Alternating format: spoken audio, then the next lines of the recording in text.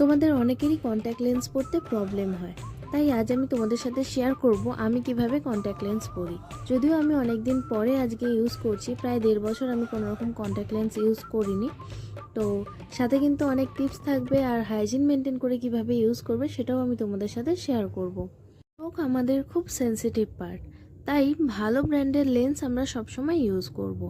ফার্স্টেই আমাদের হাতটা হ্যান্ড ওয়াশ দিয়ে ভালো করে ক্লিন করে নিয়ে হাতটা শুকিয়ে নিতে হবে, যাতে কোনো রকম জল না থাকে। তারপর হাতে একটু সলিউশন নিয়ে লেন্সটা ক্লিন করে নেব, তারপরে কিন্তু আমরা অ্যাপ্লাই করব।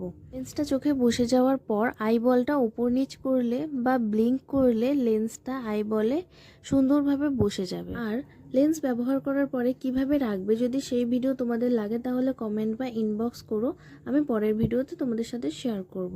কারণ লেন্সটা ঠিকঠাক করে রাখাটাও ইম্পর্টেন্ট।